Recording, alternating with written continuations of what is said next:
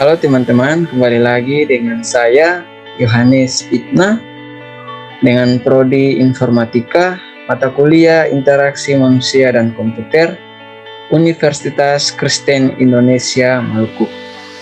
Di video saya kali ini saya akan membahas mengenai review jurnal antarmuka atau user interface pengguna masa depan. Kita masuk kepada pokok-pokok pembahasan. Yang pertama di sini adalah kerangka kerja. Yang kedua, siklus tindakan eksekusi atau evaluasi. Yang ketiga, kerangka kerja interaksi. Yang keempat adalah fase eksekusi pada siklus interaksi. Yang kelima, pemodelan sistem. Dan yang terakhir adalah proses perancangan interaksi. Kita masuk kepada pokok pembahasan yang pertama, yaitu pengertian kerangka kerja.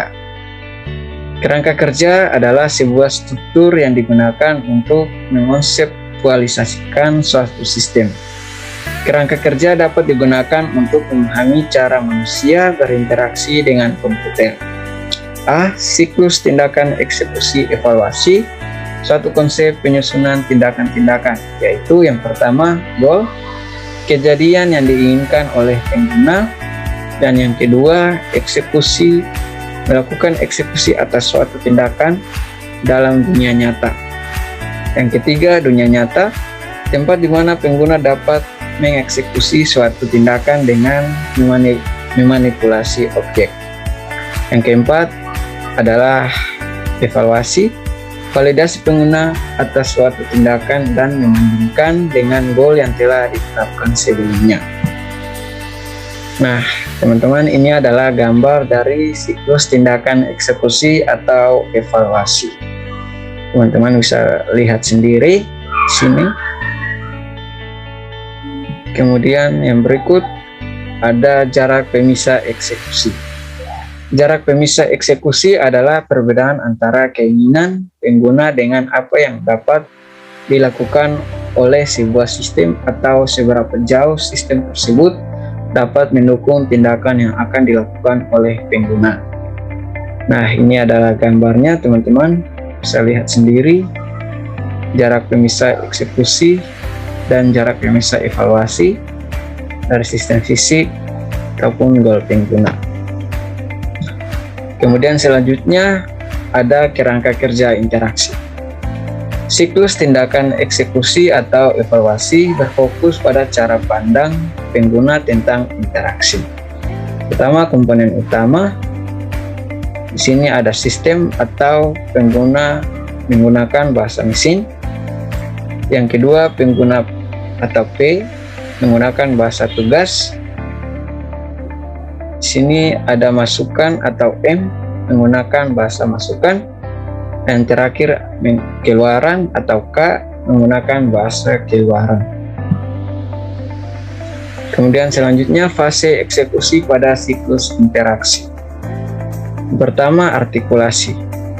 Pengguna memformulasikan sebuah goal yang kemudian dinyatakan dalam bahasa masukan. Yang berikut, pengerjaan.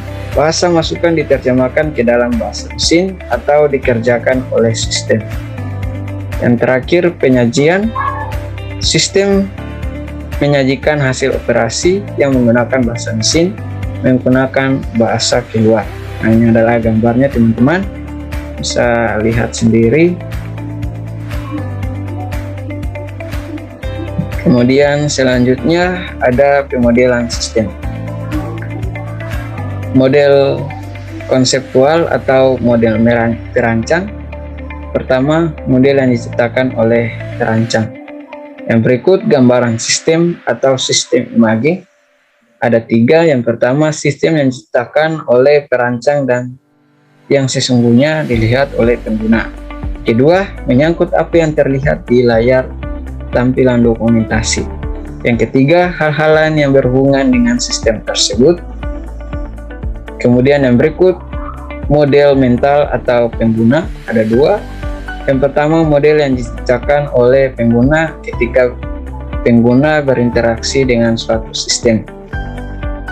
Yang terakhir, model mental tidak akan pernah terbentuk jika seseorang tidak pernah menggunakan sistem. Selanjutnya, Mengapa perancangan interaksi menghasilkan interface yang buruk? Yang pertama, perancang atau pengembang lebih memperhatikan fungsi dibandingkan dengan penggunaan. Yang kedua, perancang tidak mempunyai pemahaman yang cukup dalam merancang interface. Yang ketiga, rancangan yang baik tidak mudah atau tidak hanya masalah warna, layout, maupun icon. Yang keempat, perancang merancang untuk dirinya sendiri. Yang kelima, perancang merancang penambahan interface yang baik di akhir proses atau biasanya akan kehabisan waktu. Yang terakhir ada user selalu intoleran interface yang buruk. Demikianlah hasil presentasi saya di saat ini. Jika ada salah kata atau salah ucapan, saya mohon maaf. Dan semoga video ini bermanfaat bagi kita semua. Akhir kata, sekian dan terima kasih.